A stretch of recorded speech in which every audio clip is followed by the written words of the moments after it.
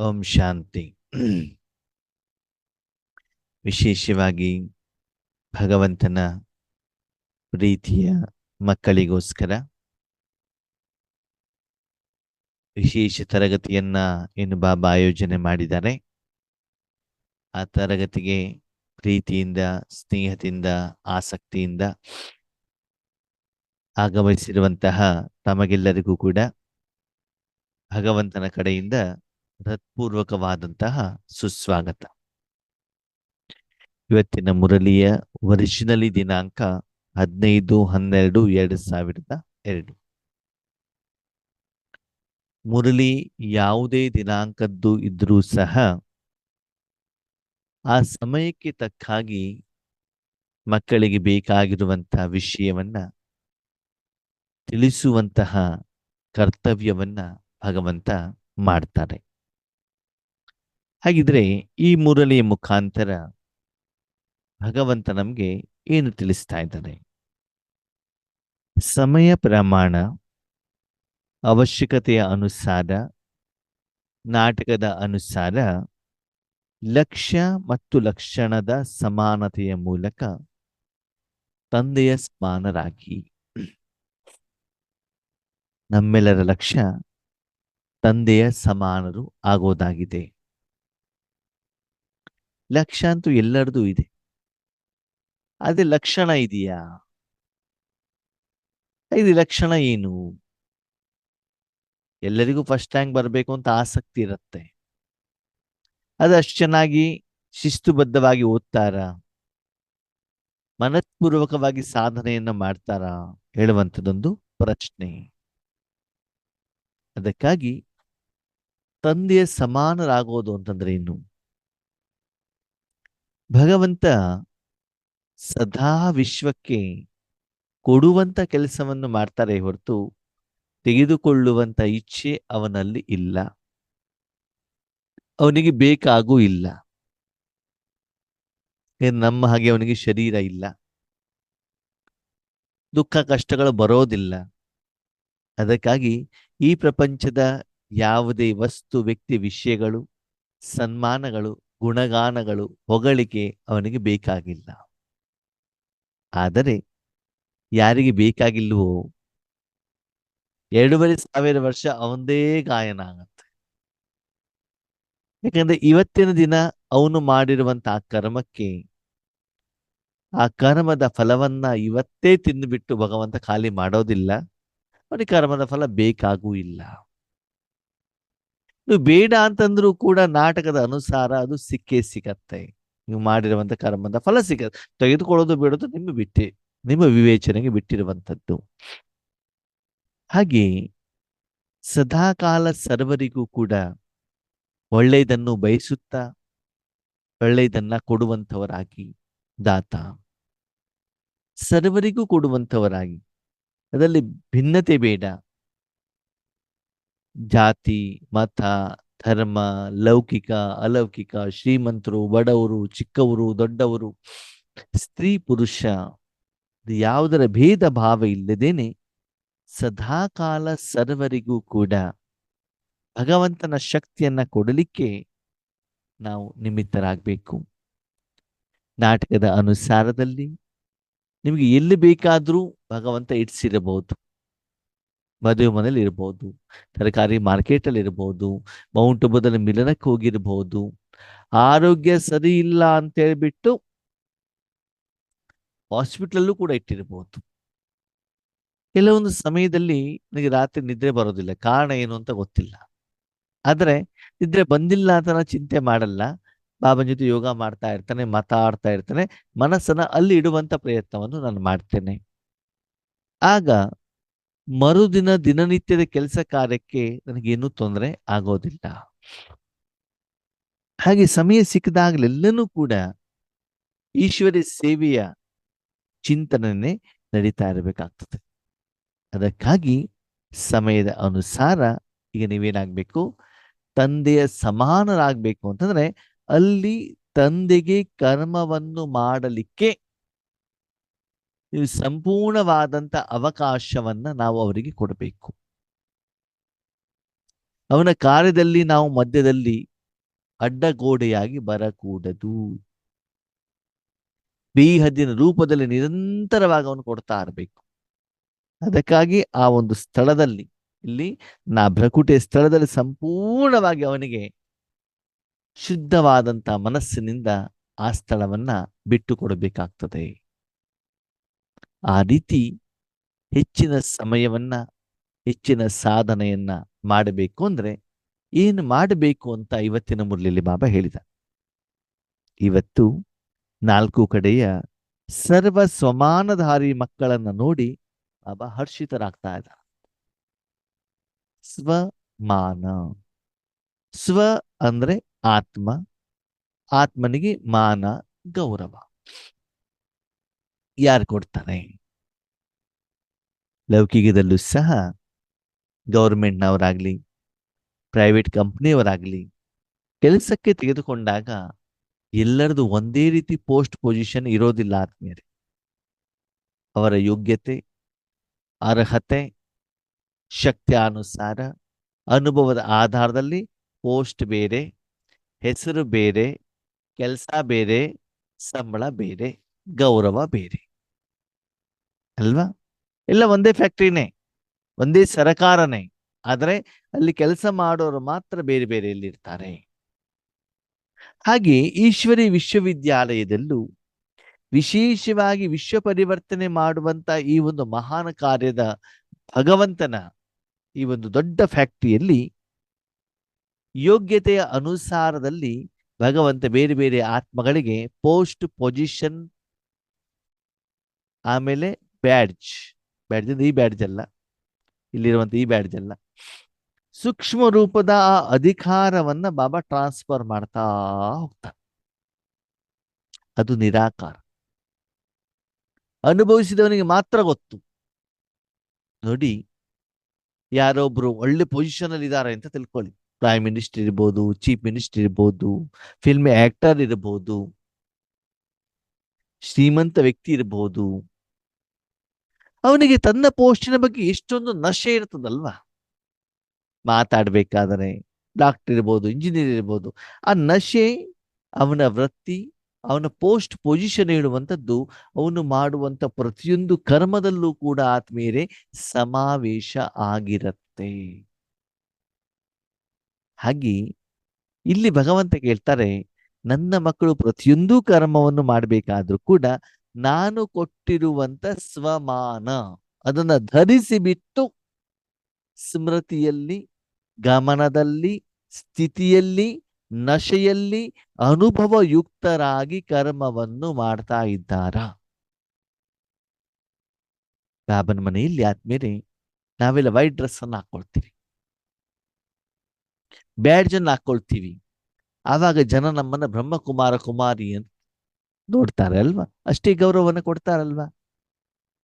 ಲೌಕಿಕದಲ್ಲೂ ಕೂಡ ನೋಡಿ, ಒಬ್ರು ಯೂನಿಫಾರ್ಮ್ ಹಾಕೊಂಡು ಪೊಲೀಸ್ ಇದ್ದಾರೆ, ಈ ಯೂನಿಫಾರ್ಮ್ಗೆ ಎಷ್ಟು ಬೆಲೆ ಕೊಡ್ತಾರೆ? ಕೈಯಲ್ಲೊಂದು ಲಾಠಿ ಇದ್ರೆ, ಒಂದ್ ವೇಳೆ ಒಂದ್ ಕೈ ಲಾಠಿನೂ ಇಲ್ಲ, ಯೂನಿಫಾರ್ಮ್ ಇಲ್ಲ, ನಮ್ಮ ಹಾಗೆ ನಾರ್ಮಲ್ ಬಟ್ಟೆ ಹಾಕೊಂಡಿದ್ದ ಅಂತ ತಿಳ್ಕೊಳ್ಳಿ, ಆವಾಗ ಜನ ಅವ್ರಿಗೆ ಗೌರವನೇ ಕೊಡೋದಿಲ್ಲ. ಬಟ್ಟೆ ನೋಡ್ಬಿಡ್ತಾನೆ ಗೌರವ ಕೊಡ್ತಾರೆ. ಸರಿ, ಅವರಲ್ಲಿ ಯಾರೊಬ್ರು PSI ಇದ್ದಾರೆ, ಸ್ಟಾರ್ ಇದೆ, ಅವ್ರಿಗೆ ಕೊಡೋ ಗೌರವ ಬೇರೆ ಅಲ್ವಾ? ಅದೇ DSP ಇದ್ದಾರೆ, ಕಮಿಷನರ್ ಇದ್ದಾರೆ, ಅವ್ರಿಗೆ ಕೊಡುವಂತ ಗೌರವ ಬೇರೆ, ಪೋಸ್ಟ್ ಅಂಡ್ ಪೊಸಿಷನ್. ಹಾಗೆ ತಮ್ಮ ಯೋಗ್ಯತೆಯಿಂದ, ಅರ್ಹತೆಯಿಂದ, ಸೇವೆ ಮಾಡುವಂತ ಮನೋಭಾವದಿಂದ, ಸಮಯದ ಅನುಸಾರ ಭಗವಂತ ಸ್ವಮಾನದ ರೂಪದಲ್ಲಿ ಯಾವ್ಯಾವ ಪೋಸ್ಟ್ ಪೊಸಿಷನ್ ಅನ್ನ ಕೊಟ್ಟಿದ್ದಾರೋ ಅದರಲ್ಲಿ ಸ್ಥಿತರಾಗಿ ಸೇವೆಗೆ ಯಾರು ನಿಮಿತ್ತರಾಗ್ತಾ ಇದ್ದಾರೋ, ಆ ನಶೆಯಲ್ಲಿ ಇದ್ದಾರೋ ಅಂತ ಮಕ್ಕಳನ್ನ ಬಾಬಾ ಏನ್ ಮಾಡ್ತಿದ್ದಾರೆ ನೋಡಿ ಹರ್ಷಿತರಾಗ್ತಾ ಇದ್ದಾರೆ. ಅಷ್ಟು ಟೋಪಿ ಬ್ಯಾಡ್ಜ್ಗಳನ್ನ ಕೊಟ್ಟಾಗ, ಧರಿಸಿದಾಗ ಇಷ್ಟು ನಶೆ ಇರ್ತದಲ್ಲ ಆ ವ್ಯಕ್ತಿಗೆ. ನೀವು ಬೇಕಾದ್ರೆ ಅಬ್ಸರ್ವೇಷನ್ ಮಾಡಿ, ಬೆಂಗಳೂರಿನ ಜನ BMTC ಬಸ್ಸಲ್ಲಿ ಓಡಾಡ್ತಾ ಇರ್ತಾರೆ, ಸರಿ, AC ಬಸ್ಸಿನಲ್ಲಿರುವಂತ ಡ್ರೈವರ್ ಕಂಡಕ್ಟರ್ ನಶೆ ಹೆಂಗಿರ್ತದೆ ವೈಟ್ ಡ್ರೆಸ್ ಹಾಕೊಂಡಾಗ ಅಲ್ವಾ? ನಾರ್ಮಲ್ ಬಸ್ಸಿನ ಡ್ರೈವರ್ ಕಂಡಕ್ಟರ್ ನಶೆ ಹೆಂಗಿರ್ತದೆ ಚೆಕ್ ಮಾಡಿ. ಸರಿ, ನೀವು ಎಷ್ಟೋ ಸಲ ಬಸ್ಸಲ್ಲಿ ಹೋಗ್ಬೇಕಾದ್ರೆ ಆದ್ಮೇಲೆ ಡ್ಯೂಟಿಯಲ್ಲಿ ಇರುವಂತ ಡ್ರೈವರ್ ಕಂಡಕ್ಟರ್ ಕೂಡ ಇರ್ತಾರೆ, ಡ್ಯೂಟಿ ಮುಗಿಸಿ ಮನೆಗೆ ಬರುವಂತ ಡ್ರೈವರ್ ಕಂಡಕ್ಟರ್ ಕೂಡ ಇರ್ತಾರೆ, ಅಥವಾ ಡ್ಯೂಟಿಗೆ ಹೋಗುವಂತ ಡ್ರೈವರ್ ಕಂಡಕ್ಟರ್ ಇರ್ತಾರೆ. ಅವ್ರ ಡ್ರೆಸ್ ಇರ್ತದೆ, ಬ್ಯಾಗ್ ಎಲ್ಲ ಇರೋದಿಲ್ಲ. ಅವ್ರ ನಶೆ ಹೆಂಗಿರ್ತದೆ, ಡ್ಯೂಟಿಲಿ ಇರೋ ನಶೆ ಹೆಂಗಿರ್ತದೆ ಚೆಕ್ ಮಾಡಿ. ವ್ಯಕ್ತಿಯವರೇ, ಯೂನಿಫಾರ್ಮ್ ಅದೇ ಕಾಕಿ, ಆದರೆ ಡ್ಯೂಟಿಯಲ್ಲಿದ್ದಾಗ ಅವನ ನಶೆ ಹೆಂಗಿರ್ತದೆ ಅಲ್ವಾ? ಹಾಗೇನೆ ಈಶ್ವರಿ ಸೇವೆ ಮಾಡಬೇಕಾದ್ರೆ ಮನಸಾ ಸೇವೆನಾದ್ರೂ ಮಾಡಿ, ವಾಚಾ ಸೇವೆನಾದ್ರೂ ಮಾಡಿ, ಧನದ ಸೇವೆನಾದ್ರೂ ಮಾಡಿ. ಆದ್ರೆ ಆ ನಶೆ, ಆ ಸ್ವಮಾನ, ಆ ಗೌರವ ಅದರಲ್ಲಿ ಸ್ಥಿತರಾಗಿ ಮಾಡ್ತಾ ಇದ್ದೀರಾ? ಇನ್ನೊಂದು ಭಗವಂತ ಇನ್ನೊಂದು ಸುಂದರವಾದ ಮಾತನ್ನು ಹೇಳ್ತಾರೆ, ಪರಮಾತ್ಮ ಕೊಟ್ಟಿರುವಂತ ಸ್ವಮಾನ. ಹಂಗಂದ್ರೆ ಏನು ಆತ್ಮೀಯರೇ? ಲೌಕಿಕ ಮತ್ತು ಅಲೌಕಿಕದಲ್ಲೂ ಕೂಡ ಅಂಡರ್ಲೈನ್ ಮಾಡ್ಕೊಳ್ಳಿ, ಲೌಕಿಕ ಮತ್ತು ಅಲೌಕಿಕದಲ್ಲೂ ಕೂಡ ಮನುಷ್ಯಾತ್ಮರು ತಮಗೆ ಅವಶ್ಯಕತೆ ಇದ್ದಾಗ ನಿಮ್ಗೆ ಗೌರವವನ್ನ ಕೊಡ್ತಾರೆ, ನಿಮ್ಗೆ ಮಾನವನ್ನ ಕೊಡ್ತಾರೆ, ಕೆಲಸ ಆಗುವವರೆಗೆ. ಆ ಮಾನ ಅಲ್ಲ. ಅಣ್ಣವರೇ ತುಂಬಾ ಚೆನ್ನಾಗಾಯ್ತು, ಒಳ್ಳೆ ಇದಾಯ್ತು, ಬಂದ್ಬಿಡಿ ಸೇವೆ ಮಾಡಿ ಎಲ್ಲ ಹೇಳ್ತಾರೆ. ಸರಿ, ಸೇವೆ ಮುಗೀತು, ಅವಶ್ಯಕತೆ ಇಲ್ಲ. ಅವಾಗ ಎದಗಡೆಗೆ ಬಂದ್ರು ಕೂಡ ಇವ್ರ ಪರಿಚಯನೇ ಇಲ್ದಿದ್ದಾಗ ನೋಡ್ಕೊಂಡ್ಬಿಡ್ತಾರೆ. ಯಾಕಂದ್ರೆ ಕೆಲಸ ಆಗ್ಬಿಡ್ತಲ್ವಾ, ಇನ್ಯಾಕೆ ಇವ್ರ ಅವಶ್ಯಕತೆ? ಮತ್ತೆ ಯಾವಾಗ ನೆನಪಿಗೆ ಬರುತ್ತೆ, ನಮ್ಮ ಅವಶ್ಯಕತೆ ಅವ್ರಿಗೆ ಇರ್ಬೇಕು, ಅವಾಗ ಫೋನ್ ಕಾಲ್ಗಳು ಬರ್ತವೆ. ಏನಣ್ಣವ್ರೆ ಸುಮಾರು ದಿನ ಆಯ್ತು ಬಂದೇ ಇಲ್ಲ, ನಮ್ ಕಡೆ ಫೋನೇ ಮಾಡಿಲ್ಲ. ಅದು ಅರ್ಥ ಆಗುತ್ತೆ ಇವರಿಗೆ ನಮ್ದೇನೋ ಅವಶ್ಯಕತೆ ಇದೆ ಅಂತ. ಅದಕ್ಕೆ ಭಗವಂತ ಹೇಳ್ತಾರೆ, ಮನುಷ್ಯಾತ್ಮರಿಂದ ಸಿಕ್ಕಿರುವಂತಹ ಮಾನದಿಂದ ಅಲಂಕರಿತವಾಗಿರುವಂತ ಮಕ್ಕಳು ಅಲ್ಲ, ಪರಮಾತ್ಮನ ಕಾರಣದಿಂದ. ಅಂದ್ರೆ ನಾನು ಆ ಪರಮಾತ್ಮನ ಎದುಗಡೆ ಹೋದಾಗ 63 ಜನ್ಮದಿಂದ ಕೊಳೆಯಾಗಿ ಹೋಗಿ ನಿಂತ್ಕೊಂಡಾಗ ನನ್ನನ್ನು ಸ್ವಚ್ಛ ಮಾಡಿದ್ದು ಅವನೇ, ಶುದ್ಧ ಮಾಡಿದ್ದು ಅವನೇ, ಶೃಂಗಾರ ಮಾಡಿದ್ದು ಅವನೇ, ಜ್ಞಾನ ಕೊಟ್ಟಿರೋದು ಅವನೇ, ಜ್ಞಾನ ಹೇಳಿಸ್ತಾ ಇರುವಂತವನು ಅವನೇ. ಅಂದ್ರೆ ಸಂಪೂರ್ಣವಾಗಿ ನಮ್ಮನ್ನ ಒಂದು ಸಾಧನವಾಗಿ ಉಪಯೋಗ ಮಾಡಿ ಆ ಎಲ್ಲ ಕಾರ್ಯವನ್ನ, ಕರ್ತವ್ಯವನ್ನ ಮಾಡಿಸುತ್ತಾ ನಮ್ಮ ಒಂದು ಉನ್ನತಿಗೆ ಮುಖ್ಯವಾಗಿ ಕಾರಣೀಭೂತನಾಗಿರುವಂತವನು ಪರಮಾತ್ಮ. ಅವನಿಂದ ನಿಮಗೆ ಮಾನ ಬರಬೇಕು, ಆ ಮಾನದಲ್ಲಿ ನೀವು ಸ್ಥಿತವಾಗಿರಬೇಕು. ಕೆಲವೊಬ್ರು ಒಳ್ಳೆ ಸ್ಪೀಕರ್ಗಳಿರ್ತಾರೆ, ಲೌಕಿಕ ರೂಪದಲ್ಲಿ ಆ ಒಂದು ಯೋಗ್ಯತೆ, ಶಿಕ್ಷಣ, ಟ್ರೈನಿಂಗ್ ಹೇಳುವಂಥದ್ದವ್ರಿಗೆ ಸಿಕ್ಕಿರ್ತದೆ. ಅದರ ಆಧಾರದಲ್ಲಿ ಅವರು ಜ್ಞಾನ ಚೆನ್ನಾಗಿ ಹೇಳ್ತಾರೆ. ಆಗ ನಾವೇನ್ ತಿಳ್ಕೊಂಡ್ಬಿಡ್ತೀವಿ, ಜ್ಞಾನ ಚೆನ್ನಾಗಿ ಹೇಳಿದಾಗ ಇವ್ರು ಹೀಗೇನೆ, ಇವ್ರು ನಿಜ ಜೀವನದಲ್ಲೂ ಹೀಗೆ ಇದ್ದಾರೆ ಅಂತ ತಿಳ್ಕೊಳ್ತೀವಿ. ಅದೇ ಭಗವಂತ ಹಾಗಲ್ಲ. ಬಾಬಾ ಏನ್ ಹೇಳ್ತಾರೆ, ಜ್ಞಾನವನ್ನ ಹೇಳಿ, ಯೋಗಯುಕ್ತರಾಗಿ ಹೇಳಿ. ಕರ್ಮ ಮಾಡಬೇಕಾದ್ರೂ ಕೂಡ ನೀವು ಯೋಗಯುಕ್ತರಾಗಿ, ಭಗವಂತನ ಜೊತೆಲಿ ಯೋಗಯುಕ್ತರಾಗಿ, ನಿರಹಂಕಾರಿಗಳಾಗಿ, ನಿರಾಕಾರಿಗಳಾಗಿ ಜ್ಞಾನವನ್ನ ಹೇಳಿ. ಯಾವುದೇ ಕರ್ಮ, ಯಾವುದೇ ಸೇವೆಯನ್ನ ಮಾಡೋದು ಬೇಡ ಅಂತ ಬಾಬಾ ಹೇಳಲಿಲ್ಲ. ಆದರೆ ಆ ಸಮಯದಲ್ಲಿ ಭಗವಂತನೇ ಮಾಡ್ತಾ ಇದ್ದಾನೆ ಹೇಳುವಂತ ಒಂದು ಅನುಭವ ಅವ್ರಿಗೆ ಇಷ್ಟ ಆಗತ್ತೆ. ನನ್ನ ವೈಯಕ್ತಿಕ ಅನುಭವ ಹೇಳ್ತೇನೆ. 3 ದಿನದ ಹಿಂದೆ ಒಂದ್ ಕಡೆಗೆ ಈಶ್ವರಿ ಪರಿವಾರದವರ ಒಂದು ಮದುವೆ ಇತ್ತು, ಹೋಗಿದ್ದಿತ್ತು. ವಾಸ್ತವಿಕವಾಗಿ ನೋಡಿದಾಗ ನಾನು ಹೆಚ್ಚಿಗೆ ಕೆಲಸ ಮಾಡೇ ಇಲ್ಲ, ಹೆಚ್ಚಿಗೆ ನಾನು ಮಾಡಿಲ್ಲ. ನಾನು ಆರಾಮಾಗಿ ಮನೇಲಿ ಮಲ್ಕೊಂಡ್ಬಿಟ್ಟು, ಅಲ್ಲ ಮಾನಸಿಕವಾಗಿ ಮಾಡಿದ್ದಿದೆ, ಪ್ಲಾನಿಂಗ್ ಮಾಡಿದ್ದಿದೆ. ಅದು ಎಲ್ಲ ಪ್ರೋಗ್ರಾಮ್ ಆದ್ಮೇಲೆ ಎಲ್ಲರೂ ಹೇಳ್ತಾರೆ, ನೀವು ಚೆನ್ನಾಗಿ ಮಾಡಿದಿರಂತೆ, ನೀವು ಚೆನ್ನಾಗಿ ಮಾಡಿದಿರಂತೆ, ನೀವು ಯಾರು ಅಂತ ಎಲ್ಲರೂ ಕೇಳ್ತಾ ಇದ್ದಾರೆ. ಎರಡು ಯಾವುದೇ ಕಡೆಯಿಂದ ನನ್ನ ಬ್ಲಡ್ ರಿಲೇಷನ್ಸ್ ಇಲ್ಲ, ಅಲ್ಲಿ ಯಾರ ಪರಿಚಯನೂ ಕೂಡ ನನಗಿಲ್ಲ. ಪರಿಚಯ ಅಂತಂದ್ರೆ ವೈಯಕ್ತಿಕವಾಗಿ ಸಂಬಂಧದಲ್ಲಿ ಇಲ್ಲ. ಅದೇ ಹೈಲೈಟ್ ಆಗಿರೋದು ಯಾವ್ದ್ರಿಂದ, ಅವಾಗ ಗೊತ್ತಾಯ್ತು ಇದು ನೀನು ಮಾತ್ರ ಮಾಡ್ಲಿಕ್ಕೆ ಸಾಧ್ಯನಪ್ಪ. ಅವಾಗ ಅಣ್ಣವ್ರು ಹೇಳಿದ್ರು, ನಿಮಿತ್ತದವರು, ನೀವು ಕರ್ಮಣದಿಂದ ಗುಣವನ್ನ ಕೊಟ್ಟಿದ್ದೀರಿ. ವಾಚಸ್ಸೇವೆ ಮಾಡದೇ ಇರ್ಬೋದು, ಕರ್ಮಣದಿಂದ ಗುಣದಾನ ಮಾಡಿರುವಂತ ಕಾರಣದಿಂದ 4 ಜನರ ಎದುರುಗಡೆಗೆ ಇವ್ರು ಹೇಗೆ ಹೀಗೆ ನಿರ್ವಹಣೆ ಮಾಡ್ಲಿಕ್ಕೆ ಸಾಧ್ಯ? ಆ ಸಮಯದಲ್ಲಿ ಯಾವ್ಯಾವ ರೀತಿ ಕರ್ಮವನ್ನ ಮಾಡಬೇಕು ಅದನ್ನು ಬಾಬಾ ಮಾಡಿಸಿದ್ದಾರೆ. ಸಹಜವಾಗಿ ನನಗೇನು ಹೊಸದಂತ ಅನ್ಸಿಲ್ಲ, ಕಷ್ಟ ಅಂತ ಅನ್ಸಿಲ್ಲ. ಪ್ಲಾನಿಂಗ್ ಮಾಡಿದ್ದೆ. ಆದ್ರೆ ಜನರ ಅಬ್ಸರ್ವೇಷನ್ಸ್ ಹೇಗಿರ್ತದೆ, ಇವ್ರು ಯಾರು, ಇವ್ರು ಯಾಕೆ ಜವಾಬ್ದಾರಿ ತಗೊಂಡ್ರು, ಇವರಿಗೂ ನಿಮ್ಗೆ ಏನು ಸಂಬಂಧ, ಸಂಬಂಧ ಇಲ್ದಿದ್ರು ಯಾಕೆ ಅವರಷ್ಟು ಮನೆಯವ್ರ ಹಾಗೆ ಮಾಡ್ತಾ ಇದ್ದಾರೆ? ಇದು ಕೂಡ ಭಗವಂತನ ಪ್ರತ್ಯಕ್ಷತೆ ಮಾಡುವಂತ ಒಂದು ವಿಧಾನ ಆತ್ಮೀಯರೇ. ನಮ್ಮ ಕರ್ಮದಿಂದ ಅಷ್ಟು ಶಕ್ತಿ ಇದ್ರೆ ಮಾತ್ರ ಅಂತ ದೊಡ್ಡ ಕಾರ್ಯಕ್ರಮಗಳಲ್ಲಿ ನೀವೆಲ್ಲ ದೊಡ್ಡ ದೊಡ್ಡ ಜವಾಬ್ದಾರಿ ತೆಗೆದುಕೊಳ್ಳಿಕ್ಕಾಗತ್ತೆ. ಸಫಲತೆ ಮಾಡ್ಲಿಕ್ಕಾಗತ್ತೆ ಹೇಳುವಂಥದ್ದೊಂದು ಪ್ರಾಕ್ಟಿಕಲ್ ಎಕ್ಸಾಂಪಲ್. ಅದನ್ನೇ ಭಗವಂತ ಹೇಳ್ತಾರೆ, ನನ್ನಿಂದ ಸಿಕ್ಕಿರುವಂತ ಸಮಾನ. ಮನುಷ್ಯಾತ್ಮರಿಂದ ಕೆಲಸಕ್ಕಿಂತ ಮೊದಲು ಕೆಲಸದ ನಂತರದಲ್ಲಿ ಸಮಾನ ಕೊಡ್ತಾರೆ. ವಾಸ್ತವಿಕತೆ ಏನ್ ಗೊತ್ತಾ? ಅದನ್ನ ನಾವು ಸ್ವೀಕಾರ ಮಾಡ್ಬಿಟ್ಟಿರ್ತೀವಿ ನಿಜ ಅಂತ.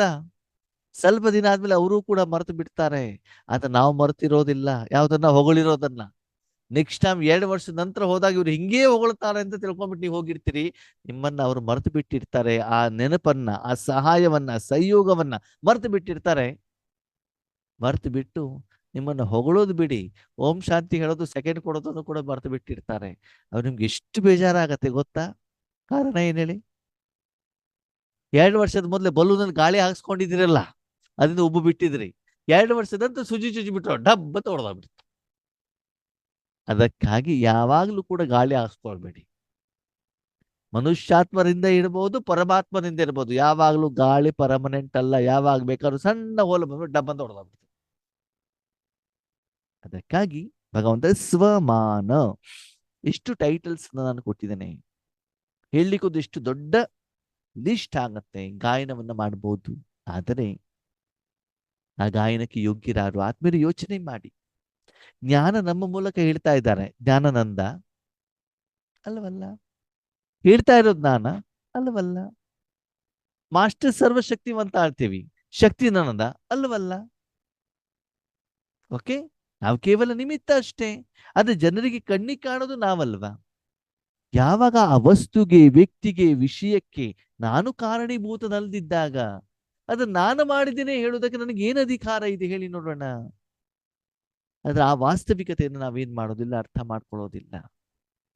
ಅದಕ್ಕೆ ಮುರಳಿಯಲ್ಲಿ ಬಾಬಾ ಎಷ್ಟು ಸ್ಪಷ್ಟವಾಗಿ ಹೇಳ್ತಾರೆ ಅಂತಂದ್ರೆ, ದೇಹ ಭಾನವನ್ನ, ನಾನು ಶರೀರ ಹೇಳುವಂತ ಭಾನವನ್ನ ಇಷ್ಟು ಸ್ಪಷ್ಟವಾಗಿ 63 ಜನ್ಮ ಟ್ರೈನಿಂಗ್ ಇಲ್ದೇನೆ ನಿಮ್ದನ್ನ ಮಾಡ್ಕೊಂಡ್ಬಿಟ್ಟಿದ್ದಾರೆ. ನೀವು ಕಷ್ಟನೇ ಪಡಬೇಕಾಗಿಲ್ಲ.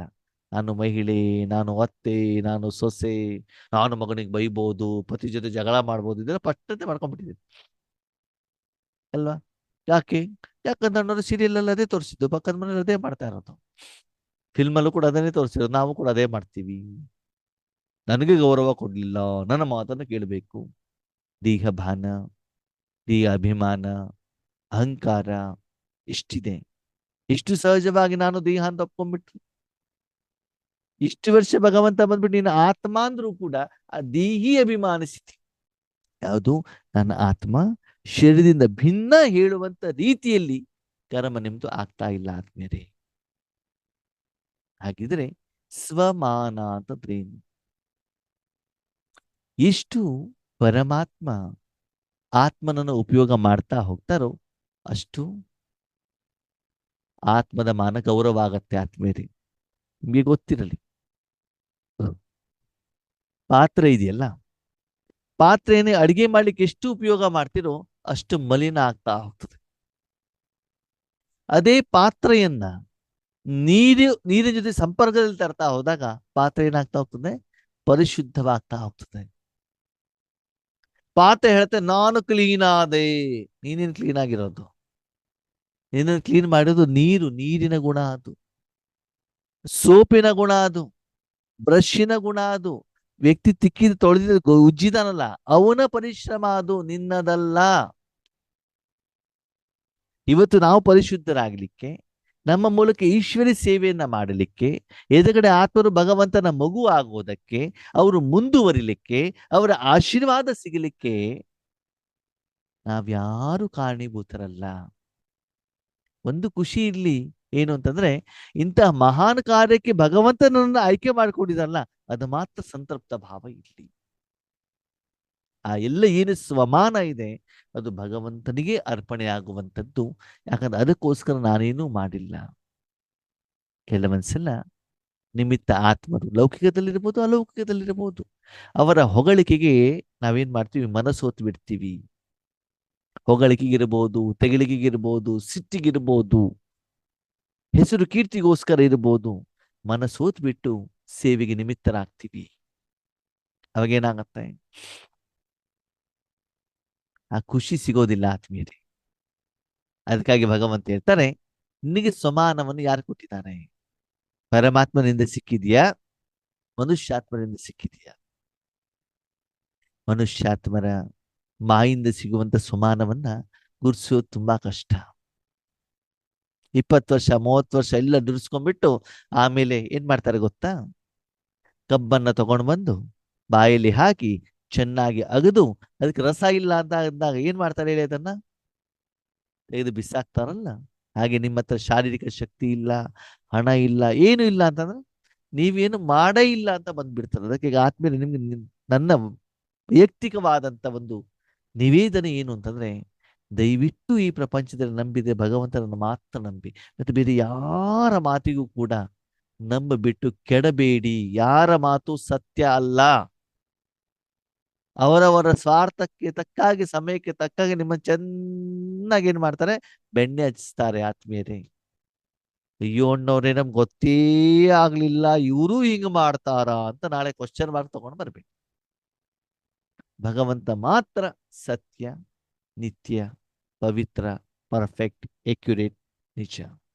ಹಾಗಂತ ಕೆಲವೊಂದ್ಸಲ ಮಕ್ಕಳನ್ನ ಮೇಲಕ್ಕೆ ಏರ್ಲಿಕ್ಕೂ ಕೂಡ ಬಾಬಾ ಗಾಳಿ ಹಾಕ್ತಾ ಇರ್ತಾರೆ. ಆದ್ರೆ ಯಾವುದು ವಾಸ್ತವಿಕತೆ, ಯಾವುದು ಗಾಳಿ ಅಂತ ಹೇಳ್ಬಿಟ್ಟು ನಮಗೆ ಸ್ಪಷ್ಟವಾಗಿ ಗೊತ್ತಿರಬೇಕಾಗ್ತದೆ. ಅದನ್ನು ಅರ್ಥ ಮಾಡ್ಕೊಳ್ಬೇಕು ನಾವು. ಅದಕ್ಕಾಗಿ ನಾನು ನಿಮ್ಗೆ 5,000 ವರ್ಷದಲ್ಲಿ ಎಷ್ಟು ಟೈಟಲ್ ಅನ್ನ ಕೊಟ್ಟಿದ್ದೇನೆ ಅಂತಂದ್ರೆ, ಪ್ರಪಂಚದಲ್ಲಿ ಬೇರೆ ಯಾವ ಆತ್ಮರಿಗೂ ಕೂಡ ಇಷ್ಟು ಗೌರವ ಸಿಗಲಿಕ್ಕೆ ಸಾಧ್ಯ ಇಲ್ಲ. ಇದೆಲ್ಲ ಯಾರಿಂದ ಸಿಕ್ಕಿದೆ? ಬಾಬ್ ದಾದಾನ ಮೂಲಕ ಸಿಕ್ಕಿದೆ. ಅವರಿಂದ ಪಡ್ಕೊಂಡಿದ್ದೀರಾ ಅಥವಾ ಮನುಷ್ಯಾತ್ಮರಿಂದ ಪಡ್ಕೊಂಡಿದ್ದೀರಾ ಅಂತ ನೀವೇನ್ ಮಾಡ್ಕೊಳ್ಳಿ, ಚೆಕ್ ಮಾಡ್ಕೊಳ್ಳಿ ಅಲ್ವಾ? ಮುಂದೇನ್ ಹೇಳ್ತಾರೆ ಬಾಬಾ? ನಾಲೆಜ್ಫುಲ್, ನಾಲೆಜ್ಬುಲ್ ಒಬ್ಬರಾಗಿದ್ದಾರೆ, ತುಂಬಾ ಜ್ಞಾನ ಇದೆ, ಹೇಳ್ತಾರೆ, ಬೇರೆಯವರಿಗೆ ಹೇಳ್ತಾರೆ. ಇನ್ನು ಕೆಲವರು ಜ್ಞಾನ ಇದೆ, ಆದರೆ ಸಮಯದ ಅನುಸಾರ ಆ ಸಮಯಕ್ಕೆ ತಕ್ಕಾಗಿ ಜ್ಞಾನವನ್ನ ಧಾರಣೆ ಮಾಡ್ತಾರೆ, ಮಾನಸಿಕವಾಗಿ ಮತ್ತು ಆತ್ಮಿಕವಾಗಿ. ಎದುರುಗಡೆ ಏನೋ ಒಂದು ಸಮಸ್ಯೆ ಬಂದಾಗ ನೋಡಿ, ಬಾಬಾ ಈ ಮೂಲೆಯಲ್ಲಿ ಇದನ್ನು ಹೇಳಿದ್ದಾರೆ, ಹೀಗೆ ಮಾಡಿ ಅಂತ ಪರಿಹಾರ ಹೇಳೋದು ಬೇರೆ. ಆದರೆ ನಾವು ಮಾಡುವಂತ ನಿತ್ಯ ಕರ್ಮದಲ್ಲಿ ಆ ಸ್ಥಿತಿಯಲ್ಲಿ ಮಾನಸಿಕವಾಗಿ ಸ್ಥಿತರಾಗಿ ಆ ಶಕ್ತಿಯನ್ನ ಅನುಭವ ಮಾಡ್ತಾ ಭಗವಂತನ ಸಂಯೋಗವನ್ನ ಪಡ್ಕೊಳ್ತಾ ಬಾಬಾ ಹೇಳ್ತಾರೆ, ಜ್ಞಾನ ಸ್ವರೂಪರು. ಆ ಜ್ಞಾನ ಏನಿದೆ ಅದು ನಿಮ್ಮ ರೂಪದಲ್ಲಿ, ಆತ್ಮದ ರೂಪದಲ್ಲಿ, ಮಾತಿನಲ್ಲಿ ಅಲ್ಲ, ಆತ್ಮದ ರೂಪದಲ್ಲಿ ಅಂದ್ರೆ ಅನುಭವದಲ್ಲಿ ಬರಬೇಕು ನಿಮಗೆ. ನಾವು ಎಷ್ಟೇ ಶ್ರೀಮಂತರಾದ್ರೂ ಕೂಡ ಆದ್ಮೇಲೆ ಮನಸ್ಸಿನಲ್ಲಿ ಚಿಂತೆ ಅಂತ ಒಂದಿದ್ರೆ ಯಾವ ಸುಖದ ಅನುಭವ ಮಾಡ್ಲಿಕ್ಕೆ ನಿಮ್ಗೆ ಆಗೋದಿಲ್ಲ. ಒಂದಿನ ಏನಾದ್ರು ಹೊಟ್ಟೆ ನೋವು ಬಂತು, ತಲೆನೋವು ಬಂತು ಅಂತಂದ್ರೆ ತಂದೆನ ನೆನಪು ಮಾಡ್ಲಿಕ್ಕೆ ಆಗೋದಿಲ್ಲ. ಇನ್ನು ಒಂದು ಅಸಫಲತೆ ಆಯ್ತು, ಆವಾಗ್ಲೂ ಬಾಬನ್ ಜೊತೆ ಕನೆಕ್ಷನ್ ಕೊಡ್ಲಿಕ್ಕೆ ಆಗೋದಿಲ್ಲ. ಮನಸ್ಸು ಆ ಕಡೆಗೆ ಎಳಿತಾ ಇರ್ತದೆ. ಅಂತ ಸಂದರ್ಭದಲ್ಲೂ ಕೂಡ ಮನಸ್ಸನ್ನ ಅಲ್ಲಿ ಇಡದೇನೆ ಸಂಪೂರ್ಣವಾಗಿ ಈಶ್ವರಿಯ ಕಾರ್ಯಕ್ಕೆ ನಾವು ನಿಮಿತ್ತವಾಗಬೇಕಾಗ್ತದೆ. ಅದಕ್ಕೆ ಬಾಬಾ ಹೇಳ್ತಾನೆ, ಜ್ಞಾನ ಸ್ವರೂಪರು ಅಂದ್ರೆ ಜ್ಞಾನ ಅಂತಂದೇನು? ಪರಮಾತ್ಮ. ಅವನ ರೂಪದ ಅನುಭವ ನಿಮಗೆ ಆಗ್ತಾ ಇರಬೇಕು. ನೀವು ಎಷ್ಟು ಹಣ ಕೊಟ್ಬಿಟ್ಟು ಐರಾವತ ಬಸ್ಸಲ್ಲಿ ಹೋಗ್ತಾ ಇದ್ದೀರಿ ಹೇಳೋದು ಇಂಪಾರ್ಟೆಂಟ್ ಅಲ್ಲ. ಪ್ರವಾಸ ಮಾಡುವಷ್ಟು ಸಮಯ ಅಲ್ಲಿರುವಂತ AC ಮತ್ತೆ ಒಳ್ಳೆ ಕುಶನ್ ಇರುವಂತ ಚೇರಿನ ಸುಖದ ಅನುಭವ ಮಾಡಿದ್ದೀರಾ ಅಂದ್ರೆ ನೀವು ಕೊಟ್ಟಿರುವಂತ ಹಣಕ್ಕೆ ಸರಿಯಾಗಿ ರಿಟರ್ನ್ ಬಂತು ಅಂತ ಅರ್ಥ. ನೀವು AC ಬಸ್ಸಲ್ಲೂ ಕೂತ್ಕೊಂಡ್ಬಿಟ್ಟು ಮೊಬೈಲಲ್ಲಿ ಫಿಲ್ಮ್ ನೋಡ್ಕೊಳ್ತಾ ಹೋಗೋದಿದ್ರೆ ಗಮನ ಮೊಬೈಲ್ ಕಡೆ ಹೋಯ್ತಲ್ವಾ? ನೀವು ಕೊಟ್ಟಿರೋ ಹಣ ವೇಸ್ಟ್ ಆಯ್ತೋ ಇಲ್ವೋ? ಅಲ್ಲಿ ವಾತಾವರಣದ ಒಂದು ಸುಖವನ್ನು ಅನುಭವ ಮಾಡಿದ್ರ ನೀವು? ಇಲ್ವಲ್ಲ. ಹಾಗಿದ್ರೆ ಪ್ರತಿಯೊಂದು ಕರ್ಮ ಮಾಡಬೇಕಾದ್ರೆ ಆ ಭಗವಂತ ಸಮಯಕ್ಕೆ ತಕ್ಕಾಗಿ ಕೊಡುವಂತ ಪ್ರೀತಿ, ಸಹಾಯ, ಶಕ್ತಿ, ಸಫಲತೆಗೆ ಆಗಲಿಕ್ಕೆ ಕೊಡುವಂತ ಭಗವಂತನ ಒಂದು ಸಹಯೋಗ, ಅದನ್ನು ಒಂದೊಂದೊಂದೊಂದು ಕ್ಷಣದಲ್ಲಿ ಅನುಭವಿಸ್ತಾ ಆಂತರಿಕವಾಗಿ ಆತ್ಮೀಯ ಆನಂದ ಬಾಷ್ಪ ಬರಬೇಕು. ನಾನು ಮಾಸ್ಟರ್ ಸರ್ವಶಕ್ತಿವಾನ್ ವಿಶ್ವ ಕಲ್ಯಾಣಕಾರಿ ಅಲ್ಲ, ಬಾಯಲ್ಲಿ ಹೇಳೋದಲ್ಲ, ಬರೆಯೋದಲ್ಲ, ನೋಡೋದಲ್ಲ, ಓದೋದಲ್ಲ, ಕಂಠಪಾಠ ಮಾಡೋದು ಅಲ್ಲ, ಅಜಪಾಜಪನೂ ಅಲ್ಲ, ಅನುಭವ. ಬಾಬಾ ನನ್ನ ಜೊತೆಲಿ ಇದ್ದಾರೆ ಅಂದ್ರೆ ಒಂದೊಂದು ಶಬ್ದ ಅಶರೀರಿ ಅಂದ್ರೆ ಅಶರೀರಿನೇ, ಬಿಂದು ಅಂದ್ರೆ ಬಿಂದುನೇ, ಕರ್ಮಾತಿ ಅಂದ್ರೆ ಕರ್ಮಾತೀತ. ಮೊನ್ನೆ ಒಂದು ಫೋನ್ ಮಾಡಿದ್ರು ಒಬ್ರು, ಅಣ್ಣವ್ರೆ ನೀವು ಇವಾಗ ದೇಹಾಭಿಮಾನದಿಂದ ಯೋಗದ ಬೇರೆ ಬೇರೆ ಸ್ಟೇಜನ್ನು ಹೇಳ್ತಾ ಇದ್ದೀರಲ್ಲ, ಅದು ಹೇಳ್ತಾ ಇದ್ದೀವಿ. ಅದ್ರಲ್ಲಿ ಯಾವುದನ್ನು ಒಂದು ಪ್ರಾಕ್ಟೀಸ್ ಮಾಡಿದ್ರೆ ಸಾಕು ಹೇಳಿ. ನಾವೇನ್ ಹೇಳಿದ್ವಿ? ಒಂದಲ್ಲ, ಎಲ್ಲಾನು ಪ್ರಾಕ್ಟೀಸ್ ಮಾಡ್ಬೇಕಾಗ್ತದೆ.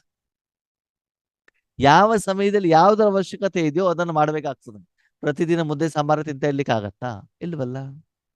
ದೋಸೆನೂ ಮಾಡ್ಬೇಕು, ಉಪ್ಪಿಟ್ಟು ಮಾಡ್ಬೇಕು, ದೋಸೆಯಲ್ಲಿ ಸೆಟ್ ದೋಸೆ ಮಾಡ್ಬೇಕು, ಪ್ಲೇನ್ ದೋಸೆ ಮಾಡ್ಬೇಕು. ಯಾವ ಸಮಯದಲ್ಲಿ ಯಾವ ಸ್ಥಿತಿಯಲ್ಲಿ ನಾನು ಸ್ಥಿತನಾಗ್ಬೇಕು ಹೇಳುವಂತ ನಮಗೆ ಗೊತ್ತಾಗ್ಬೇಕಾಗ್ತದೆ. ಅದಕ್ಕಾಗಿ ಎಲ್ಲವನ್ನು ಪ್ರಾಕ್ಟೀಸ್ ಮಾಡಬೇಕು. ಪ್ರಾಕ್ಟೀಸ್ ಮಾಡ್ಲಿಕ್ಕೆ ನೀವು ಆ ಸ್ಥಿತಿ ಅಂದ ತಕ್ಷಣ 1 ಸೆಕೆಂಡ್ ಸ್ಥಿತರಾಗ್ಬೇಕು. ಟಕ್ ಅಂತ ರೆಡಿ ಆಗ್ಬೇಕು. ನಮ್ಮ ಶರೀರದಲ್ಲೂ ಕೂಡ ಬೇರೆ ಬೇರೆ ಕರ್ಮಕ್ಕೆ ಬೇರೆ ಬೇರೆ ರೀತಿ ಡ್ರೆಸ್ ಹಾಕೊಳ್ತೀವಲ್ಲ ನಾವು. ಮನಸ್ಸನ್ನ ಎಷ್ಟು ಬೇಗ ಚೇಂಜ್ ಆಗ್ಬಿಡ್ತೀವಿ. ಬಿಕೆ ಆಗಿರ್ತೀವಿ, ತಕ್ಷಣದಲ್ಲಿ ಯಾರ್ದೋ ಒಂದು ಫೋನ್ ಬಂದ್ಬಿಡ್ತು, ತಕ್ಷಣ ನಾವೇನ್ ಮಾಡ್ತೀವಿ? ಲೌಕಿಕದವರಾಗ್ಬಿಡ್ತೀವಿ ಅಲ್ವಾ? ಮನಸ್ಸನ್ನ ಹೆಂಗ್ ಚೇಂಜ್ ಮಾಡ್ಬಿಡ್ತೀವಿ.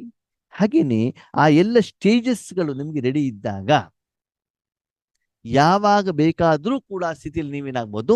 ಸ್ಥಿತರಾಗಲಿಕ್ಕೆ ಸಾಧ್ಯ ಇರ್ತದೆ. ಅದಕ್ಕಾಗಿ ನಿಮ್ಮನ್ನು ನೀವು ಕೇಳ್ಕೊಳ್ಳಿ, ನೀವು ಜ್ಞಾನವಂತರು, ಜ್ಞಾನ ಸ್ವರೂಪರು.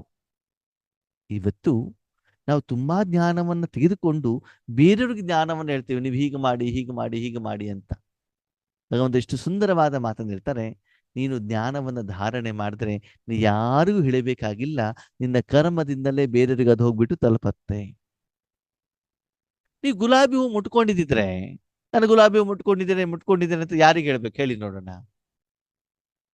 ಈ ಉತ್ತರ ಕರ್ನಾಟಕದಲ್ಲಿ ಕೆಲವೊಂದು ಜನ ತಲೆಗೆ ಒಂದು ಮುಂಡಾಸು ಅಂತ ಕಟ್ಕೊಳ್ತಾರೆ. ನಮ್ಗೆಲ್ಲ ಗೊತ್ತಿದೆಯಲ್ಲ ಗೊತ್ತಿಲ್ಲ, ಹಳೆ ಕಾಲದ ಜನರಿಗೆಲ್ಲ ಗೊತ್ತಿದೆ. ಮುಂಡಾಸು ಅಂತ ಒಂದು ದೊಡ್ಡ ಲುಂಗಿ ಟೈಪ್ ಇರ್ತದೆ, ವೈಟ್ ಕಲರ್ದು, ಹಿಂಗೆ ಇಷ್ಟು ದೊಡ್ಡ ಪಗಡಿ ಟೈಪ್. ಇವನ್ ಉತ್ತರ ಭಾರತದಲ್ಲೂ ಕೂಡ ಕೆಲವೊಬ್ರು ಈ ಮರುಭೂಮಿ ಕಡೆಯವರೆಲ್ಲ ಏನ್ ಮಾಡ್ತಾರೆ, ಅದನ್ನ ತಲೆಗೆ ಹಾಕೊಳ್ತಾರೆ. ಒಬ್ಬ ವ್ಯಕ್ತಿ ಒಂದ್ ದಿವಸ ಜಾತ್ರೆಗೆ ಹೋಗಿದ್ದಂತೆ. ತುಂಬಾ ವರ್ಷದ ಹಿಂದಿನ ಮಾತು. ಜಾತ್ರೆಯಿಂದ ಹೊಸ ಮುಂಡಾಸನ್ನ ತಗೊಂಡ್ಬಿಟ್ಟು ತಲೆ ಕಟ್ಕೊಂಡು ಬಂದಿದ್ದಾನೆ. ಯೂಶ್ವಲಿ ಹಳೆ ಕಾಲದಲ್ಲಿ ಏನು ಸಂಪ್ರದಾಯ ಅಂತಂದ್ರೆ, ನಿಮ್ಮ ಮನೆಯಲ್ಲಿ ಯಾವ್ದಾರ ಒಂದು ಹೊಸ ವಸ್ತುವನ್ನ ತಂದ್ರೆ ಎಲ್ಲಿಂದ ತಂದಿರೋದು, ರೇಟ್ ಹೇಗೆ, ಚೆನ್ನಾಗಿದೆ ಅಂತ ಹೇಳುವಂಥದ್ದೊಂದು ವಾಡಿಕೆ. ನಾವೆಲ್ಲಿ ಚಿಕ್ಕದು ಯಾರ್ದೋ ಮನೆ ಟಿವಿ ಬಂತು, ದೊಡ್ಡ ಇಶ್ಯೂ ಅದು, ಸರಿನಾ? ಈಗ ಟಿವಿ ಬರೋದೆಲ್ಲ ಕಾಮನ್ ಆಗಿಬಿಟ್ಟಿದೆ. ಕಾರ್ ಬಂತು, ಟಿವಿ ಬಂತು, 2 ವೀಲರ್ ಬಂತು, ನೋಡ್ಲಿಕ್ಕೆ ಹೋಗ್ತಾ ಇದ್ವಿ. ಸರಿ, ಆ ವ್ಯಕ್ತಿ ತಲೆಗೆ ಮುಂಡಾ ಸುತ್ಕೊಂಡು ಬರ್ತಾ ಇದ್ದಾನೆ. ಅವನ ಮನಸ್ಸಲ್ಲಿ ಏನು ಅಂತಂದ್ರೆ, ಎದುರುಗಡೆ ಯಾರು ಕೇಳಿದ್ರು ಕೂಡ ಮುಂಡಾಸಿನ ಬಗ್ಗೆ ಹೇಳ್ತಾರೆ ಅಂತ. ಸರಿ, ದಾರಿಲಿ ಬರ್ತಾ ಇರ್ಬೇಕಾದ್ರೆ ಊರಿನ ಒಬ್ಬ ವ್ಯಕ್ತಿ ಸಿಗ್ತಾನೆ. ಏನಪ್ಪ ಊಟ ಆಯ್ತಾ ಅಂತ ಕೇಳ್ತಾರೆ. ಅವ್ರೇನ್ ಹೇಳ್ತಾರೆ, 30 ಮೊಳ ಮುಂಡಾಸು 100 ರೂಪಾಯಿ ಅಂತ ಹೇಳ್ತಾನೆ.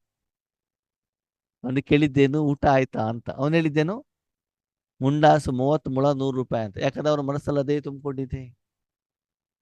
ಹಾಗೆ ಕೆಲವೊಂದು ಆತ್ಮರು ಜ್ಞಾನ ಹೇಳಿಕೆ ಎಷ್ಟು ಉತ್ಸುಕರಾಗಿರ್ತಾರೆ ಅಂತಂದ್ರೆ, ಎದುರುಗಡೆ ಅವ್ರು ಯಾಕೆ ಬಂದಿದ್ದಾರೆ ಅಂತ ಯೋಚನೆನೇ ಮಾಡೋದಿಲ್ಲ. ಏನ್ ಮಾಡ್ತಾ ಇರ್ತಾರೆ, ಜ್ಞಾನ ಹೇಳೋದೇ ಹೇಳೋದು, ಹೇಳೋದೇ ಹೇಳೋದು, ಹೇಳೋದೇ ಹೇಳೋದು. ಅವಾಗ ಏನಾಗತ್ತದೆ, ಎದುರುಗಡೆ ಜ್ಞಾನ ಅಲ್ಲ, ಇವರು ಬಂದ ತಕ್ಷಣದಲ್ಲಿ ಇವರಿಂದ ದೂರ ಹೋಗ್ಬಿಡಬಹುದಪ್ಪ, ಹೋಗ್ಬಿಡೋಣ ಅಂತ ಅನಿಸ್ತಾ ಇರ್ತದ ಅವ್ರಿಗೆ.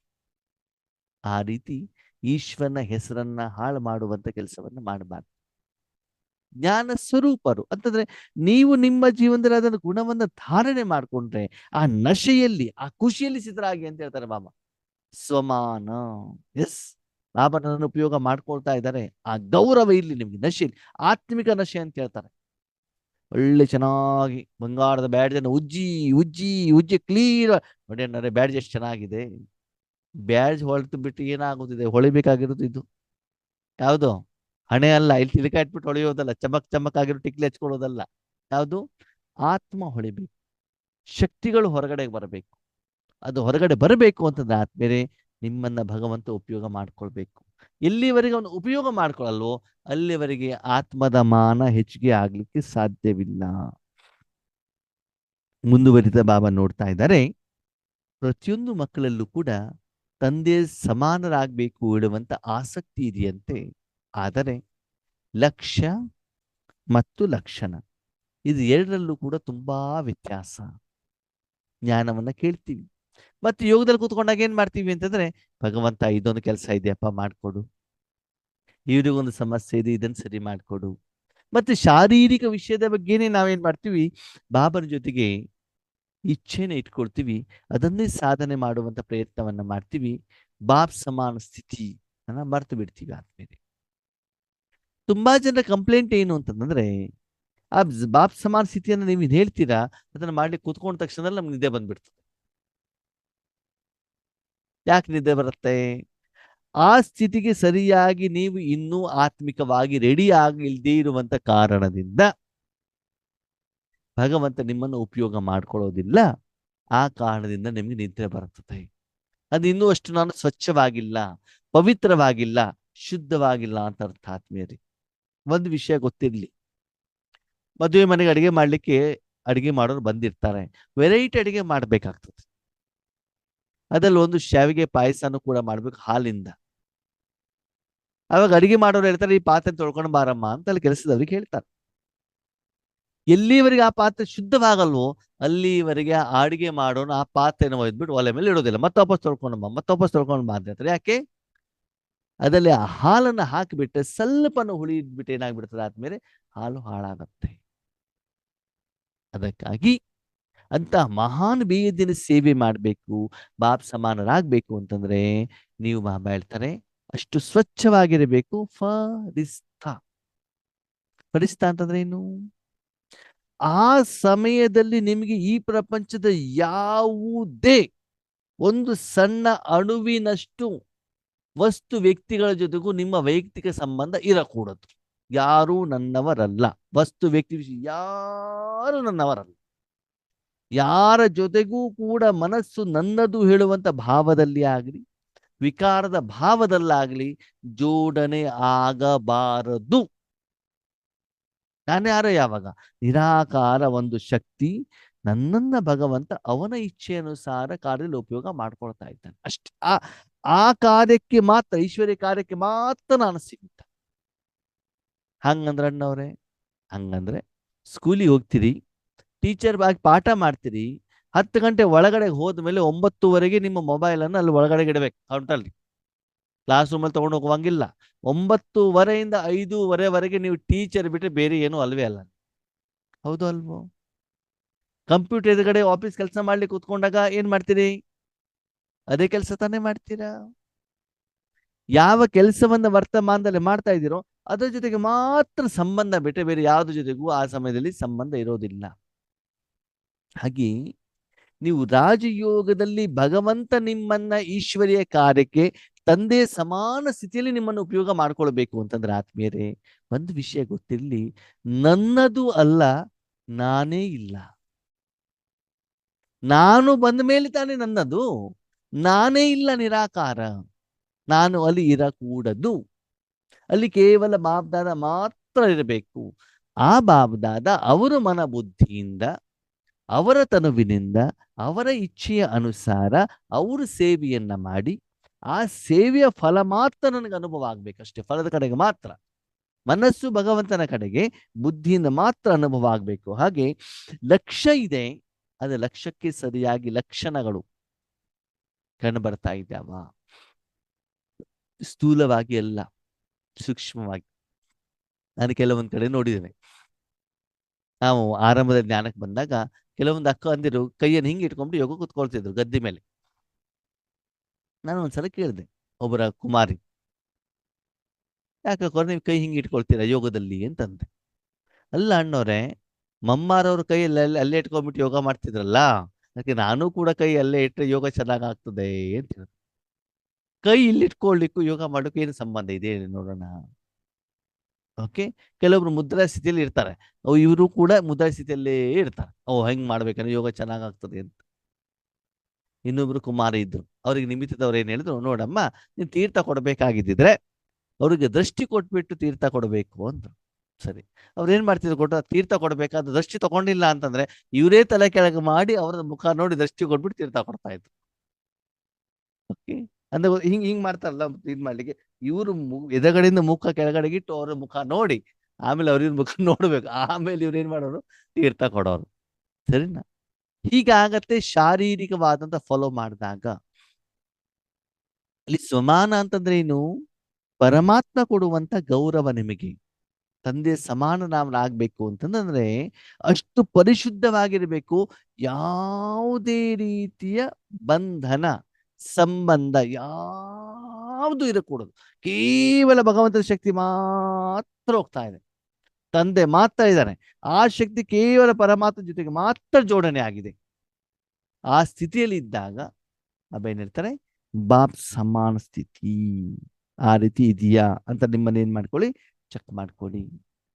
63 ಜನ್ಮದಿಂದ ದೇಹ ಭಾನದಲ್ಲಿ ಬಂದು ಬಂದು ಬಂದು ಬಂದು ಆ ಸ್ಥಿತಿ ಏನಾಗ್ಬಿಟ್ಟಿದೆ, ಸಂಸ್ಕಾರ ಆಗ್ಬಿಟ್ಟಿದೆ.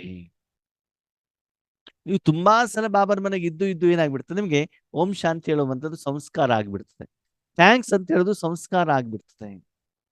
ಅಂದ್ರೆ ಯಾವ್ದಾದ್ರು ನೀವು ಮಾಡ್ತಿದ್ರೆ ಸಂಸ್ಕಾರ ಆಗಲ್ಲ. ಬೇಕಾದ್ರೆ ನೀವು ಅಬ್ಸರ್ವೇಷನ್ ಮಾಡಿ, ಊಟದ ತಟ್ಟೆ ಇದೆಯಲ್ಲ ನಿಮ್ದು, ಊಟದ ತಟ್ಟೆ 1 ವಾರ 15 ದಿವಸ ಪ್ರಾಕ್ಟೀಸ್ ಮಾಡಿ, ನಾನು ಎಲ್ಲೇ ಊಟ ಮಾಡುದು ಊಟದ ತಟ್ಟೆಯಲ್ಲಿ ಒಂದು ಕಣನು ಕೂಡ ಇಡಬಾರ್ದು, ಎಲ್ಲವನ್ನ ಖಾಲಿ ಮಾಡಬೇಕು. 15 ದಿನ ಪ್ರಾಕ್ಟೀಸ್ ಮಾಡಿ, ಆಮೇಲೆ ಜೀವನ ಪರ್ಯಂತ ನೀವು ಎಲ್ಲಿ ಊಟ ಮಾಡಿದ್ರು ಕೂಡ ಒಂದು ಕಣನು ಕೂಡ ಬಿಟ್ಟಿರೋದಿಲ್ಲ. ಅದು ತನ್ನಿಂದಾನೆ ಕ್ಲೀನ್ ಆಗಿದೆ. ಪ್ರಾಕ್ಟೀಸ್ ಮಾಡಿಬಿಟ್ಟು ನೋಡಿ, ಒಂದು ಸ್ವಲ್ಪ ದಿನ ನಾವು ಗಮನವನ್ನು ಕೊಡಬೇಕಾಗ್ತದೆ ಅಷ್ಟೇ. ಆಮೇಲೆ ಆಮೇಲೆ ಆಮೇಲೆ ಅದು ಸಹಜವಾಗ್ತಾ ಹೋಗ್ತದೆ.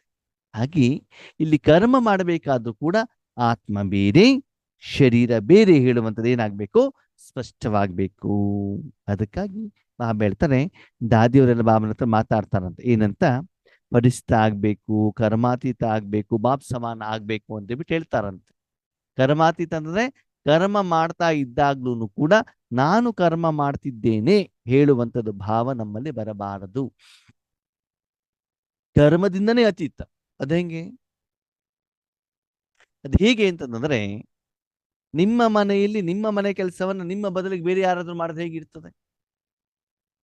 ಹಾಸ್ಪಿಟಲ್ ಇರ್ತೀರಾ, ಆವಾಗ ನಿಮ್ಗೆ ಮಾತ್ರೆ ಕೊಡೋದೆಲ್ಲ ಡಾಕ್ಟ್ರೇ ಕೊಡ್ತಾರಲ್ವಾ? ಇನ್ನು ಕೆಲವು ಸಲ ನಿಮ್ಗೆ ಡ್ರಿಪ್ ಹಾಕಿ ಇಟ್ಬಿಟ್ಟಿರ್ತಾರೆ, ಅಲ್ಲೇ ಇಂಜೆಕ್ಷನ್ ಕೊಡ್ತಾ ಇರ್ತಾರೆ, ಬಾಯಿ ಮೂಲಕನೂ ಕೂಡ ಒಳಗಡೆ ಹೋಗೋದಿಲ್ಲ ಅಲ್ವಾ? ನೀವು ಆಹಾರ ತಿಂದು ಜೀರ್ಣ ಆಗ್ಬಿಟ್ಟು ಶಕ್ತಿ ಹೋಗ್ಬೇಕಂದ್ರೆ ಡೈರೆಕ್ಟ್ ಆಗಿ ಏನ್ ಮಾಡಿರ್ತಾರೆ, ನರಗಳಿಗೆ ಕೊಟ್ಟಿಟ್ಬಿಟ್ಟಿರ್ತಾರೆ. ನಿಮ್ಗೆಲ್ಲೂ ಕೂಡ ಸುಸ್ತಾಗೋದಿಲ್ಲ. ಹಾಗೆ ಕರ್ಮಾತೀತ ಸ್ಟೇಜಲ್ಲೂ ಕೂಡ ಸಂಪೂರ್ಣವಾಗಿ ಆ ಕರ್ಮವನ್ನ, ಕರ್ಮದ ಫಲವನ್ನ, ವಿಧಿವಿಧಾನವನ್ನ ಭಗವಂತನಿಗೆ ನಾವು ಒಪ್ಪಿಸಬೇಕಾಗ್ತದೆ. ಇದು ಬೇಕು. ಆದ್ರೆ ಮಕ್ಕಳು ಏನ್ ಮಾಡ್ತಿದ್ದಾರೆ ಅಂತಂದ್ರೆ, ಈ ಸ್ಥಿತಿಯಲ್ಲಿ ಬರೋದರ ಬದಲು ದೇಹ ಭಾನದಲ್ಲಿ ಸಿಕ್ಕಾಕೊಂಡ್ ಬಿದ್ದುಬಿಟ್ಟಿದ್ದಾರೆ. ದೇಹ ಭಾನ ಅಂತಂದ್ರೆ ಏನು? ಅದಕ್ಕೆ ಬಾಬಾ ಹೇಳಿದ್ರೆ, ಇನ್ನೂ ಸ್ವಲ್ಪ ಆಳದಲ್ಲಿ ಹೋಗಿ. ಬಿಲ್ಡಿಂಗ್ ಬೇಕು, ಜಮೀನ್ ಬೇಕು, ಹಣ ಬೇಕು, ನಾನು ಸುಂದರವಾಗಿರಬೇಕು, ಇದೆಲ್ಲ ಏನು? ದೇಹಕ್ಕೆ ಸಂಬಂಧಪಟ್ಟಿದ್ದಾನೆ. ಇನ್ನು ಬೇರೆ ಯಾರ್ದೋ ದೇಹದ ಪ್ರತಿ ಅವರು ಚೆನ್ನಾಗಿದ್ದಾರೆ. ನನಗೆ ಮೊನ್ನೆ ಒಂದ್ಸಲ ಕೇಳಿದೆ, ಒಬ್ಬರ ಹತ್ರ ಮಾತಾಡ್ತಾ ಇದ್ದೆ. ಒಂದ್ ಸೆಟ್ನಲ್ಲಿ 2 ಟೀಚರ್ ಇದ್ರು, ಒಬ್ರು ಸೀನಿಯರ್, ಒಬ್ರು ಜೂನಿಯರ್. ಸೀನಿಯರ್ ಟೀಚರ್ಗೆ ವಯಸ್ಸಾಗಿದೆ, ಜೂನಿಯರ್ ಟೀಚರ್ ಯಂಗ್ ಇದ್ದ. ಸರಿನಾ? ಸರಿ, ಜೂನಿಯರ್ ಟೀಚರ್ ಯಾವುದೋ ಒಂದು ಕಾರಣದಿಂದ ಸೇವಾ ಕೇಂದ್ರವನ್ನ ಬಿಟ್ಬಿಟ್ಟು ಬೇರೆ ಕಡೆಗೆ ಹೋದ್ರು. ಜೂನಿಯರ್ ಟೀಚರ್ ಇದ್ದಾಗ ತುಂಬಾ ಜನ ಅಣ್ಣಂದಿರು ಬರ್ತಾ ಇದ್ರಂತೆ. ಅವ್ರು ಬೇರೆ ಸೇವಾ ಕೇಂದ್ರಕ್ಕೆ ಹೋದ್ಮೇಲೆ 6 ತಿಂಗಳಾಯ್ತು, ಒಬ್ಬಣ್ಣವರು ಬರೋದಿಲ್ಲ ಮತ್ತೆ. ಅಂದೇನ್ ಅರ್ಥ ಆಗಿದ್ರೆ, ಟೀಚರ್ ನೋಡ್ಕೊಂಡು ಬರ್ತಾ ಇದ್ರಿ ಹೊರತು ಭಗವಂತನ ಜ್ಞಾನ ನೋಡ್ಬಿಟ್ಟು ಬರ್ತಾ ಇರ್ಲಿಲ್ಲ ಅಂತ ಆಯ್ತು ತಾನೆ. ಅಂದ್ರೆ ಬೇರೆಯವರ ದೇಹ, ಬೇರೆಯವರ ಮಾತು. ಯೋಗೇಶ್ ಅಣ್ಣ ಇದ್ದಾರಾ, ಆ ಮಾತು ಜ್ಞಾನ ಕೇಳ್ತೀವಿ. ಯೋಗೇಶ್ ಅಣ್ಣ ಇದ್ದಾರಾ, ಆ ಮಾತು ನಾವು ಯೋಗ ಮಾಡ್ತೀವಿ. ಇದೇನಾಯ್ತು? ದೇಹ ನೋಡ್ದಂಗ್ ತಾನೇ ಆಯ್ತು. ಯಾರೇ ನಿಮಿತ್ತ ಇಲ್ಲಿ, ನಮಗೆ ಕೊಡ್ತಾ ಇರುವಂತದ್ದು ಭಗವಂತ ತಾನೇ. ಅದಕ್ಕಾಗಿ ಯಾವುದೇ ದೇಹಧಾರಿಗಳ ಮೇಲೆ ಅವಲಂಬನೆ ಆಗಬಾರದು. ತಮ್ಮ ದೇಹ ಇರಬಹುದು, ಬೇರೆಯವರ ದೇಹ ಇರಬಹುದು. ಇನ್ನು ಕೆಲವೊಂದ್ಸಲ ನಾವು ಈಶ್ವರಿ ಸೇವೆ ಮಾಡ್ತಾ ಹೋದಾಗ ನಾನೇ ಚೆನ್ನಾಗಿ ಕ್ಲಾಸ್ ಮಾಡಬಲ್ಲೆ ಹೇಳುವಂತ ಅಭಿಮಾನನೂ ಕೂಡ ಬರ್ತದೆ. ಇದನ್ನು ದೇಹಾಭಿಮಾನನೇ. ನಾನು ಹೇಳಿದ್ದೇ ಸರಿ, ಇದನ್ನು ದೇಹಾಭಿಮಾನನೇ. ನನ್ನ ಮಾತಿಗೆ ಗೌರವ ಕೊಡಬೇಕು, ಇದನ್ನು ದೇಹಾಭಿಮಾನ. ಅದಕ್ಕಾಗಿ ಸೂಕ್ಷ್ಮವಾಗಿರುವಂತ ಅಭಿಮಾನವನ್ನ, ಸೆಳೆತವನ್ನ, ದೇಹ ಭಾನವನ್ನ ಬಿಡಬೇಕು. ಯಾವ ಸ್ಥಿತಿಯಲ್ಲಿ ಇರಬೇಕು? ನಿರಾಕಾರಿ ಪರಿಸ್ಥ. ನಿರಾಕಾರ ಸ್ಥಿತಿಯಲ್ಲೂ ಕೂಡ ದೇಹ ಬರಬಾರದು, ಫರಿಸ್ತಾದಲ್ಲೂ ಕೂಡ ದೇಹ ಬರಬಾರದು. ವಿಶೇಷವಾಗಿ ರಾಜಯೋಗಕ್ಕಂತ ನೀವು ಕುಳಿತುಕೊಂಡಾಗ, ಈಶ್ವರಿ ಸೇವೆಗೆ ನಿಮಿತ್ತರಾದಾಗ ಎಷ್ಟು ಮಜಾ ಗೊತ್ತಾ ಆತ್ಮೀಯರೇ? ನಾವು ಬಾಬನ ಮನೆಗೆ ಹೋಗ್ತೀವಲ್ವಾ, ಅಲ್ಲಿ ಯಾವುದು ಬ್ಲಡ್ ರಿಲೇಷನ್ ಇರೋದಿಲ್ಲ, ರಕ್ತ ಸಂಬಂಧ ಇರೋದಿಲ್ಲ. ಆದರೆ ಮನಸ್ಸಿನ ಭಾವ ಚೆನ್ನಾಗಿದ್ದಾಗ ಎಷ್ಟು ಚೆನ್ನಾಗಿ ಪ್ರೀತಿ, ಸ್ನೇಹ, ಗೌರವ ಸಿಗತ್ತೆ ಗೊತ್ತಾ? ನಮ್ಮ ಲೌಕಿಕ ಜೀವನದಲ್ಲೂ ಕೂಡ ನೋಡಿ, ಪತಿ ಪತ್ನಿಯ ಸಂಬಂಧ ಇರ್ತದೆ, ಬೆಳಗಿಂದ ರಾತ್ರಿವರೆಗೆ ಜಗಳ ಮಾಡೋದೇ ಕೆಲಸ. ಯಾಕಂದ್ರೆ ಅವ್ರ ಜೊತೆಗೆ ಅಷ್ಟು ಲೆಕ್ಕಾಚಾರಗಳಿದ್ದಾವೆ. ಬೇರೆ ಯಾರೋ ಬೇರೆ ಸಂಬಂಧಿಗಳು, ಬೇರೆ ಜಾತಿಯವರು, ಬೇರೆ ಧರ್ಮದವರು ಇರ್ತಾರೆ. ಫಾರ್ ಎಕ್ಸಾಂಪಲ್, ಒಂದು ಆಟೋದವ್ನು ಇದ್ದಾನೆ ಅಂತ ತಿಳ್ಕೊಳ್ಳಿ, ಒಂದು ವಾರಕ್ಕೊಂದ್ಸಲ ಆಟೋ ತಗೊಳ್ತಾರೆ. ಆದ್ರೆ ಅವ್ನ ಗುಣ ಇಷ್ಟು ಚೆನ್ನಾಗಿರ್ತದೆ ಅಂತಂದ್ರೆ ಅವನ ಜೊತೆ ಆಟೋದಲ್ಲಿ ಜರ್ನಿ ಮಾಡ್ಬೇಕು ನಿಮ್ಗೆ ತುಂಬಾ ಖುಷಿ ಕೊಡ್ತಾರೆ ಅವ್ನು ಕೊಡುವಂತ ಮಾತುಗಳು. ಅಥವಾ ನಿಮ್ಮ ಮನೆಗೆ ಒಂದು ದಿನಕ್ಕೆ ಬಂದು ಹೋಗುವಂತ 5 ನಿಮಿಷ ಬಂದು ಹೋಗುವಂತ ಒಂದು ಹಾಲನವನು, ಅಮ್ಮವ್ರೆ ಊಟ ಆಯ್ತಾ, ತಿಂಡಿ ಆಯ್ತು, ಮಾತಾಡಿದಾಗ ಆ ಭಾವನೆ, ಆ ಬಾಂಧವ್ಯ, ಆ ಸ್ನೇಹ, ವೈಬ್ರೇಷನ್ ಎಷ್ಟು ಖುಷಿ ಆಗುತ್ತೆ. ಆವಾಗ ನಮ್ಮ ಮನಸ್ಸಿಗೆ ಆ ವ್ಯಕ್ತಿಗಳು ನಮ್ಗೆ ಹತ್ತಿರದವರಾಗ್ತಾರೆ. ಕೆಲವೊಂದ್ಸಲ ಪ್ರಪಂಚದಲ್ಲಿ ನೋಡ್ತೀವಿ, ಕೆಲವರನ್ನ ನಾವೇನ್ ಮಾಡ್ತೀವಿ ಅಂತಂದ್ರೆ ಅವ್ರು ಕ್ಷೌರಿಕ ಅಂತ ಒಳಗಡೆ ಕಳ್ಸಿರ್ತೀವಿ. ಆದ್ರೆ ಇಷ್ಟು ಗುಣಲಕ್ಷಣಗಳನ್ನ ಎಷ್ಟು ಚೆನ್ನಾಗಿರ್ತಾರೆ. ಇವತ್ತು ಕೂಡ ನೋಡಿ, ನಾವು ಬಾಬನ್ ಮಕ್ಕಳು, ಬಾಬನ್ ಹತ್ತಿರದವರು ಅಂತ ಹೇಳ್ತೀವಿ. ನಮಗಿಂತ ಭಕ್ತರು ಭಗವಂತನ ಇಷ್ಟು ಪ್ರೀತಿಯಿಂದ ನೆನಪು ಮಾಡ್ತಾರೆ. ಅದಕ್ಕಾಗಿ ಮನಸ್ಸಿನ ಭಾವನೆಯ ಆಧಾರದ ಮೇಲೆ ಸಂಬಂಧ ಹೇಳುವಂಥದ್ದು ಬೆಳೆಯುತ್ತೆ ಹೊರತು ರಕ್ತ ಸಂಬಂಧದಲ್ಲಿ ಅಣ್ಣ ತಮ್ಮ ಚಿಕ್ಕಪ್ಪ ದೊಡ್ಡಪ್ಪ ಅಲ್ಲ. ಎಷ್ಟು ಒಂದು ಮನೋಸ್ಥಿತಿ ಅಂತಂದ್ರೆ, ಮನೆಯಲ್ಲಿ ಇರುವಂತಹ ಅಪ್ಪ ಅಮ್ಮನ ಮೇಲೆ ಮಕ್ಕಳಿಗೆ ಪ್ರೀತಿ ಇಲ್ಲ. ಯಾರ ಮೇಲೆ ಪ್ರೀತಿ? ಮನೇಲಿ ನಾಯಿ ಇರ್ತದಲ್ಲ, ನಾಯಿ ಮೇಲೆ ಎಷ್ಟು ಪ್ರೀತಿ ಇರ್ತದೆ ಗೊತ್ತಾ? ಹಾಸಿಗೆ ಮೇಲೆ ಪಕ್ಕದಲ್ಲಿ ಇಟ್ಕೊಂಡ್ಬಿಟ್ಟು ಮಲ್ಕೊಳ್ತಾರೆ ಇವರು. ನಾಯಿಗೆ ಏನಾದ್ರೂ ಆಗ್ಬಿಟ್ಟು ಅಪ್ಪ ಅಮ್ಮನಿಗೆ ಬೈತಾರೆ, ನನ್ನ ನಾಯಿಗೆ ನಿನ್ ಟೈಮಿಗೆ ಸರಿಯಾಗಿ ಊಟ ಯಾಕೆ ಕೊಟ್ಟಿಲ್ಲ? ಜನ್ಮ ಕೊಟ್ಟಂತ ತಾಯಿ ತಂದೆಗೆ ಪ್ರೀತಿ ಇಲ್ಲ ಆತ್ಮೀಯರೇ. ಆದರೆ ನಾಯಿ ಮೇಲೆ ಪ್ರೀತಿ.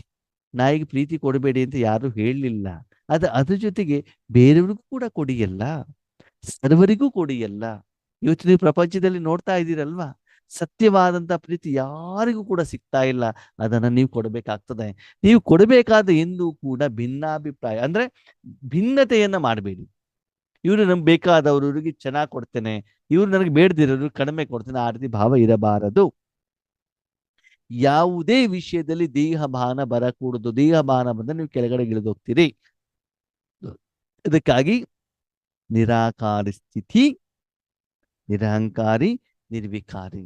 ಭಗವಂತ ಹೇಳ್ತಾರೆ, ಮುರಳಿ ಎಲ್ಲಾ ಪಾಯಿಂಟ್ಗಳು ನೆನಪಿರಬೇಕು ಅಂತೇನಿಲ್ಲ. ಪ್ರತಿ ಸಂಕಲ್ಪ, ಪ್ರತಿ ಕರ್ಮ, ವಾಚಾ ಸೇವೆ ಏನೇ ಮಾಡಬೇಕಾದ್ರೂ ಕೂಡ ಈ 3 ಭಗವಂತನ ಶಬ್ದ. ಬ್ರಹ್ಮ ಬಾಬಾರವರ ಕೊನೆಯ ಮಹಾವಾಕ್ಯ ನಿರಾಕಾರಿ, ನಿರ್ವಿಕಾರಿ, ನಿರಹಂಕಾರಿ. ನಿರಾಕಾರಿ ಅಂತಂದ್ರೆ ನಾನಿಲ್ಲ, ಬಾಬಾ ಮಾಡ್ತಿದ್ದಾನೆ. ಬಾಬಾ ಮಾಡ್ತಿರ್ಬೇಕಾದ್ರೆ ಅಹಂಕಾರ ಇಲ್ಲಿಂದ ಬರ್ತದೆ. ಭಗವಂತ ಆ ಕರ್ಮ ಮಾಡಿದಾಗ ಮಾತ್ರ ಅದು ವಿಕಾರ ಇಲ್ದೇ ಇರುವಂತದ್ದಾಗಿರ್ತದೆ. ಅಂದ್ರೆ ಸದಾಕಾಲ ಬಾಬಾ ಮಾಡ್ತಿದ್ದಾರೆ, ಬಾಬಾ ಮಾಡ್ತಾರೆ, ಬಾಯಲ್ಲಿ ಅಲ್ಲ, ಭಗವಂತ ಇದ್ದು ಮಾಡ್ತಾ ಇರುವಂತ ಅನುಭವ. ಮೊನ್ನೆ ಒಂದು ಫಂಕ್ಷನ್ ನನಗೊಂದು ಅನುಭವ ಏನಾಯ್ತು ಗೊತ್ತಾ?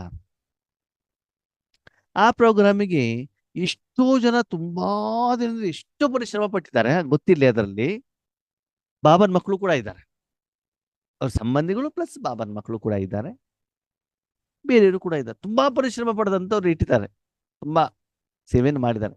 ಅದು ಅವ್ರು ಯಾರ ಹೆಸರು ಅಲ್ಲಿ ಬಂದಿಲ್ಲ ಎದುರುಗಡೆಗೆ, ನಮ್ಮ ಹೆಸರು ಮಾತ್ರ ಬಂತು. ಎಲ್ಲರೂ ಕೂಡ ಆಶೀರ್ವಾದವನ್ನು ಕೂಡ ನನ್ನ ಎದುರುಗಡೆ ಅವರು ಬಂದ್ಬಿಟ್ಟು ಹೇಳಿಲ್ಲ ಎಲ್ಲರೂ. ಬೇರೆ ಬೇರೆಯವ್ರ ಮೂಲಕ ಇನ್ಫಾರ್ಮೇಶನ್ ಸಿಕ್ಕಿದೆ. ಯಾಕೆ ಸಿಕ್ತು? ಅವಾಗ ನನಗೆ ಅನಿಸ್ತಾ ಹೌದಲ್ವಾ, ಈ ರೀತಿಯೂ ಕೂಡ ಗುಪ್ತವಾಗಿಯೂ ಕೂಡ ನಾವು ಸೇವೆಯನ್ನು ಮಾಡಬಹುದಲ್ವಾ? ಅವಾಗ ಅವ್ರು ಯೋಚನೆ ಮಾಡ್ತಾರೆ, ಇಷ್ಟೆಲ್ಲ ಮಾಡ್ಲಿಕ್ಕೆ ಆಧಾರ ಕಾರಣ ಏನು? ಇಷ್ಟು ಯೋಗ್ಯತೆ ಇರಲು ಹೆಂಗ ಬಂತು? ಅವಾಗ ಹೇಳ್ತಾರೆ ಯಾಕೆ ಬಂತು ಅಂದ್ರೆ ಅವರಲ್ಲಿ ಈಶ್ವರೀಯ ಜ್ಞಾನ ಇದೆ. ಓ, ಈಶ್ವರ್ಯ ಜ್ಞಾನ ಇದೆ, ಈ ಕ್ವಾಲಿಟಿ ಬರ್ತದೆ, ಆಗ ಅವರು ಕೂಡ ಏನಾಗ್ಬೋದು? ಈಶ್ವರ್ಯ ಜ್ಞಾನಕ್ಕೆ ಹೋಗ್ಬೋದಲ್ವಾ? ಅಂದ್ರೆ ನನಗನ್ಸಿದ್ದು ಏನು ಅಂತಂದ್ರೆ, ಯಾರ್ಯಾರ ದೃಷ್ಟಿ ಯಾವ್ಯಾವ ಸಮಯದಲ್ಲಿ ಹೇಗೆ ಬೀಳ್ತದೆ, ಹೇಗೆ ಅವರು ರೀಡ್ ಮಾಡ್ತಾರೆ ಗೊತ್ತೇ ಆಗುದಿಲ್ಲ. ಅದು ಭಗವಂತನ ಕೈಯಲ್ಲಿ ಮಾತ್ರ ಇದೆ ಆತ್ಮೀಯರೇ. ಅದು ಅಗೋಚರ. ಅವನು ಮಾಡುವಂತ ಆ ಒಂದು ಜಾದು ಅಂತ ಏನಿದೆ, ಜಾದು ಮಂತ್ರ, ನಾವು ಊಹೆ ಮಾಡಲಿಕ್ಕೂ ಕೂಡ ಸಾಧ್ಯವಿಲ್ಲ. ಅದು ಒಂದು ವಿಷಯ ಗೊತ್ತಿರಲಿ, ಅಷ್ಟು ಸಮರ್ಪಣಾ ಮನೋಭಾವ ಇದ್ದರೆ ಮಾತ್ರ ನಿಮ್ಗೆ ಆ ರೀತಿ ಫಲಿತಾಂಶ ಸಿಗ್ತದೆ. ನಾನು ನನ್ನದು ಹೇಳುವಂತ ಭಾವದಿಂದ, ಅಭಿಮಾನದಿಂದ ಹೋಗಿದ್ದಿದ್ರೆ ಖಂಡಿತವಾಗ್ಲೂ ಆ ಫಲ ಸಿಗೋದಿಲ್ಲ. ಭಗವಂತನ ಜೊತೆಲಿ ಇಟ್ಕೊಂಡಾಗ ಪರಿಶ್ರಮ ಕಡಿಮೆ, ಸಫಲತೆ ಜಾಸ್ತಿ. ಬಾಬಾ ಇವತ್ತಿನ ಮುರಳಿಯಲ್ಲಿ ಹೇಳ್ತಾರೆ, ಈ ಮುರಳಿಯಲ್ಲಿ ಬಾಪ್ ಸಮಾನ ಆಗ್ಲಿಕ್ಕೆ ನನ್ನ ಮಕ್ಕಳು ಎಷ್ಟೋ ವಿಧವನ್ನ ತಮ್ಮದನ್ನಾಗಿ ಮಾಡ್ಕೊಳ್ತಿದ್ದಾರೆ, ಎಷ್ಟೋ ಪರಿಶ್ರಮ ಪಡ್ತಾ ಇದ್ದಾರೆ. ಬೆಳಿಗ್ಗೆ 1 ಗಂಟೆಗೆ ಹೇಳೋದು, 2 ಗಂಟೆಗೆ ಹೇಳೋದು, ಯೋಗ ಮಾಡೋದು, ಅದು ಮಾಡೋದು, ಇದು ಮಾಡೋದು, ಅಣ್ಣವ್ರು ಚಾರ್ಟ್ ಇಡ್ತಾನೆ, ಹಂಗೆ ಮಾಡ್ತಾನೆ, ಹಿಂಗೆ ಮಾಡ್ತಾನೆ, ಮತ್ತೊಂದು ಮಾಡ್ತಾನೆ, ಅವ್ರ ಕ್ಲಾಸ್ ಕೇಳ್ತಾನೆ, ಇವ್ರ ಕ್ಲಾಸ್ ಕೇಳ್ತಾನೆ, ಡೈಲಿ 8 ಗಂಟೆ ನಾನು ಯೋಗದಲ್ಲಿ ಕೂತ್ಕೊಳ್ತೇನೆ. ಇಷ್ಟೆಲ್ಲ ಪರಿಶ್ರಮವನ್ನ ಮಾಡ್ತಾನೆ. ಯಾವ್ದಕ್ಕೆ? ತಂದೆ ಸಮಾನರಾಗ್ಲಿಕ್ಕೆ. ಬಾಬಾ ಒಂದು ಮಾತನ್ನು ಹೇಳಿದ್ರು, ತಂದೆ ಸಮಾನರಾಗ್ಲಿಕ್ಕೆ ಏನ್ ಬೇಕು ಗೊತ್ತಾ?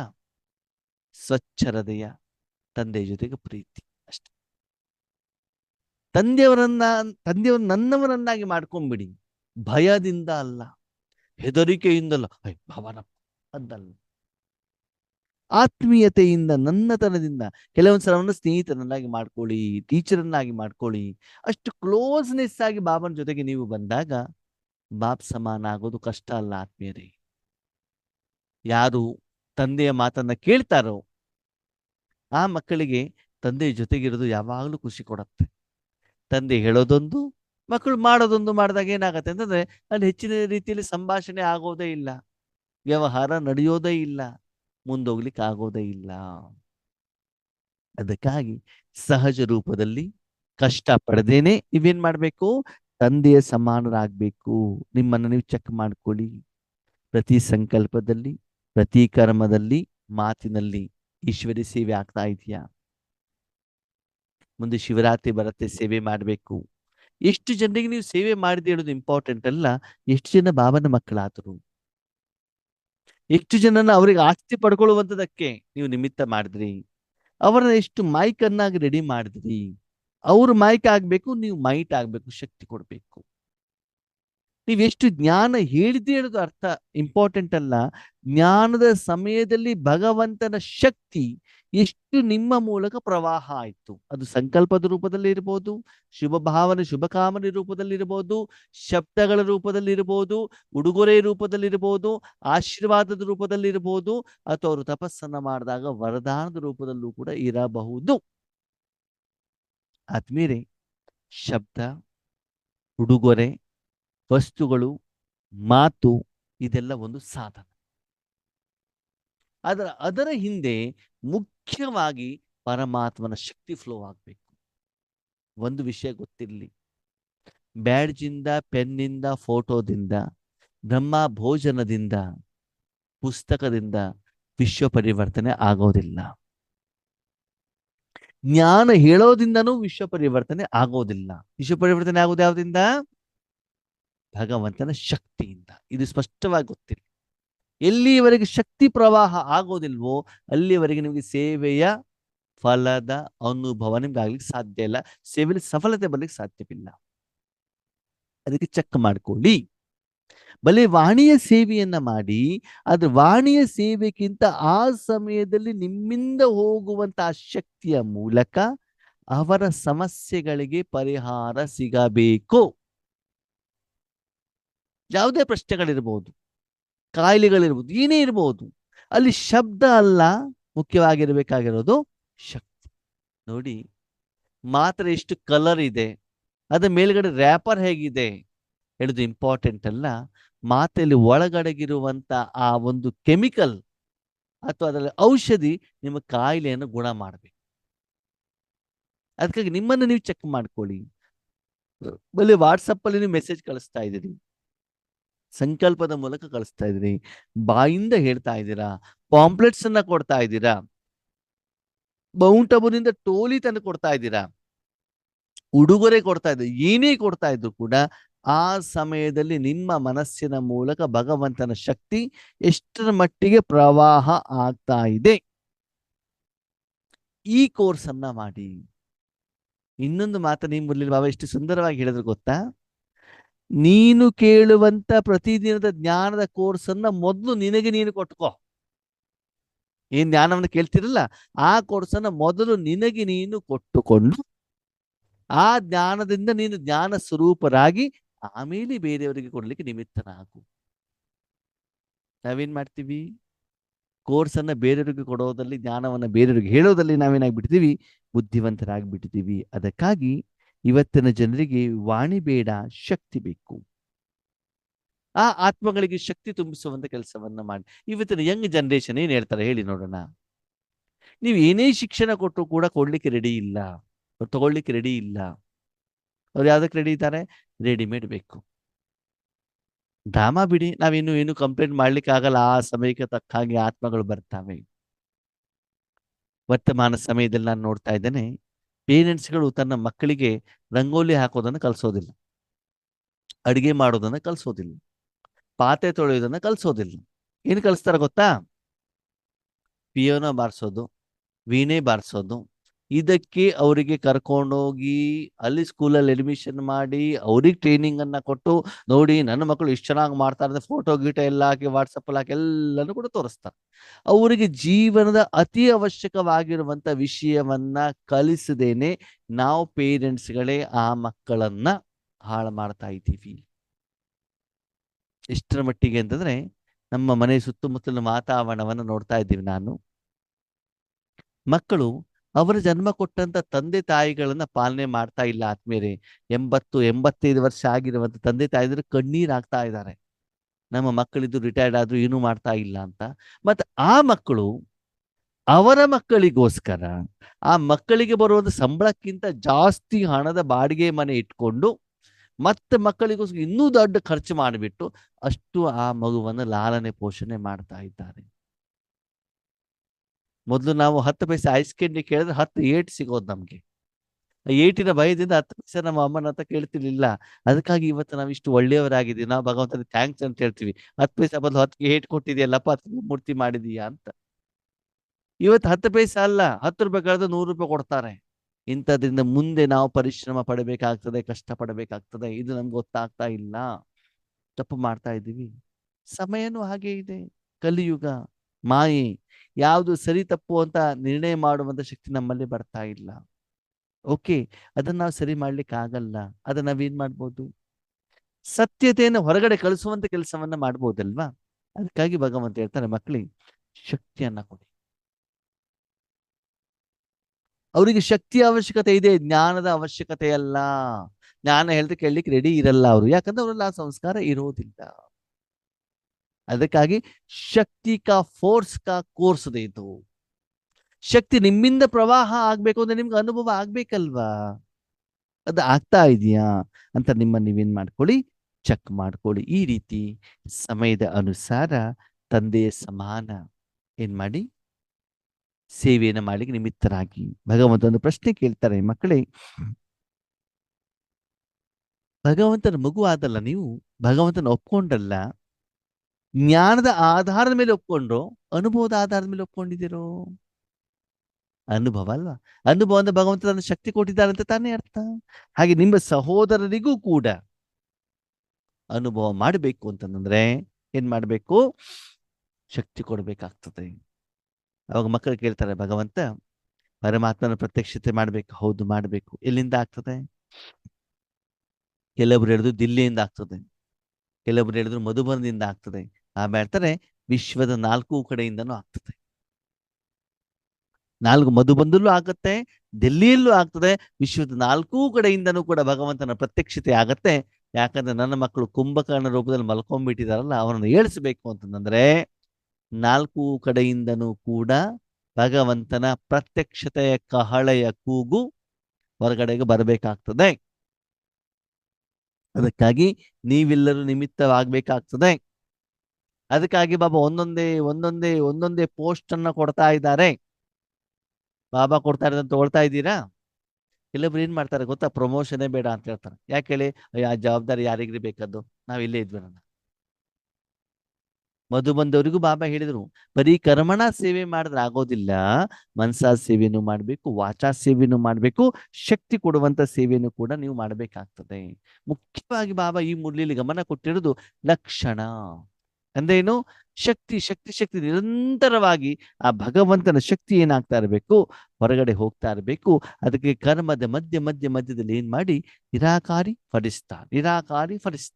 ಅದೆಲ್ಲ ಒಂದ್ ಕಡೆ ಸಂಬಂಧ ಬಂದ ತಕ್ಷಣ ಸಿಕ್ಕಾಕೊಂಡ್ಬಿಡ್ತೀವಿ. ಕೆಲವೊಂದ್ಸಲ ಎಷ್ಟು ಮಜಾ ಗೊತ್ತಾ?